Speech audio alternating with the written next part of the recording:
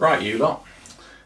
A couple of weeks ago on the blog, I mentioned that I'd been in the Hereford Model Centre and I'd seen a Noah's Ark. Joked about the fact that I'm always looking for projects, even though I've got far too many projects on the go at the moment. Well, I put this up on the blog and loads of you got in touch to say, Phil, you've really got to have a crack at that project. So I bow to public opinion. But if I'm going to bow to public opinion loves unboxing videos. So I have a box and I'm going to empty the contents. First, a word about the box. When I suggested this and you guys said you've got to have a go at making this into a radio control boat, I hopped onto Amazon, first place I found on a search with it, and placed an order. 3 or 4 days later, I suddenly thought, I haven't had an email to say when this thing's going to be delivered. Check back, and it seems the good people of Amazon are so busy trying to work out how not to pay any taxes that they hadn't actually bothered to tell me that this thing wasn't in stock, and they had no idea when it was going to be. So I cancelled the order, bit more searching, and I find myself on eBay where the charity Click Sergeant has a second-hand version going begging for a very modest price indeed. I think it was about 16 quid including delivery. Placed the order, a couple of days later it arrives, lovely, well packed. Okay, the box is a little scruffy, but I'm not too worried about that. Let's have a look in the said box though, and as you can see, it's a box. It's got a picture on the front of the contents, and on the back it's actually got a listing of the contents. And so I should know what I'm going to be getting into. There's no words on no real words on the box. There's a little indication there's a carrying handle there. So if you're hoping for me to read the box, you're going to be very disappointed. Open the lid, and what do I find? Inside, I have 2 lions,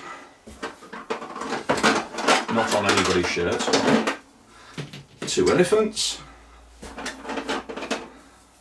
2 giraffes,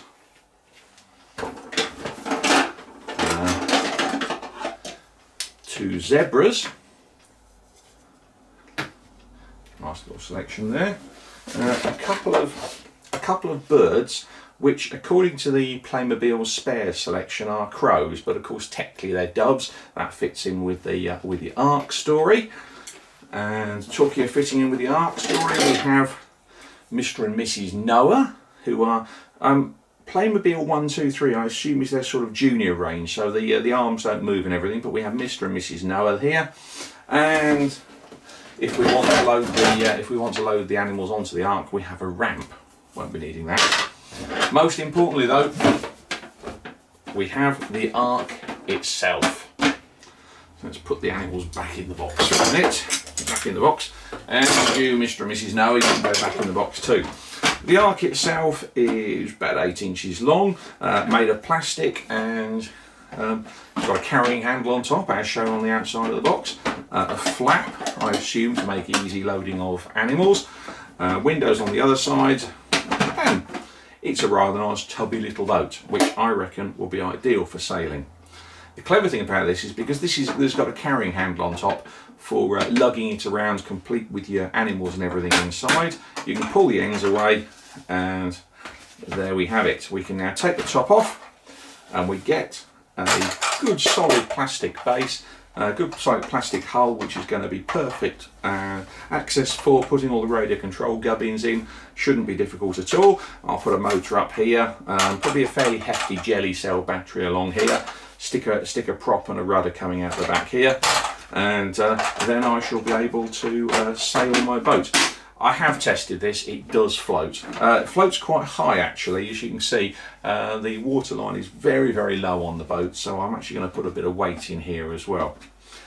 Anyway, that's what's in the box. So the next job is I better start making it work.